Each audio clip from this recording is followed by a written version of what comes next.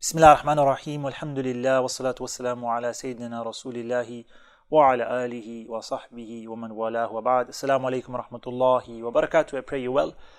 A short reminder on how we can make the most of our time, how we can be productive in the actions that we do.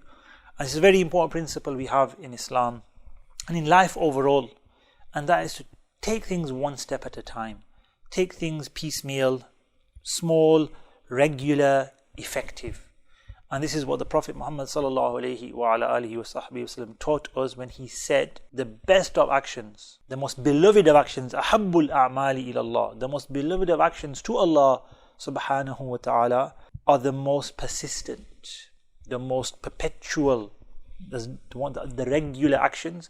Wa in qal, he even added sallallahu alaihi wasallam at the end of the narration, the lesson and principle that he was teaching us, was that even if they're small, regular deeds, these are the best deeds. This is what we should build into our whole life. It's very important for everyone, because sometimes we think, oh, I can't do all this worship, I can't pray so many rakats, I can't do this, it's too much, No, start off with the basics, start off with small, doable, achievable targets where you're comfortable, and if you're regular in that in itself is success.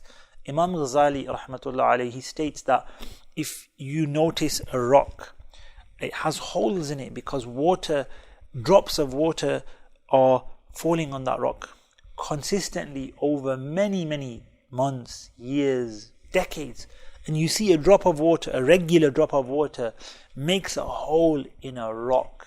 It makes the hole in a rock, but it's not. And he then says, were you to collate that whole amount of water, so every drop over so many years was put together into a container of water, and then you were to pour that water over this rock, it will just go on the rock and brush off. As we see, we pour loads of water on something, it doesn't change it, no visible change occurs. So this is the example of doing lots of things all at once, putting all your eggs in one basket, and then coming out at the end thinking, what's changed, what's improved, how long does the feeling last, how much do you improve?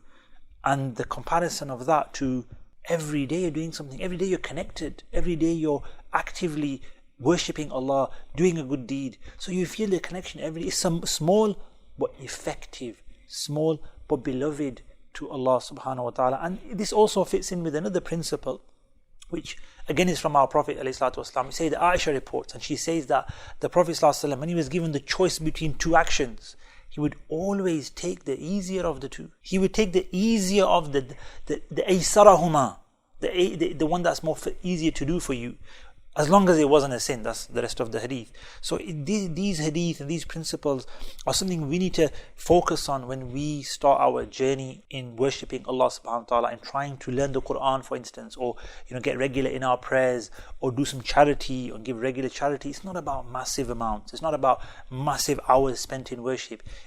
Inshallah we may reach there one day, but it starts off with small, practical, achievable steps. May Allah give us all the success to do that. Hope you benefited from this reminder. Take care. Assalamu alaikum wa rahmatullahi wa barakatuh.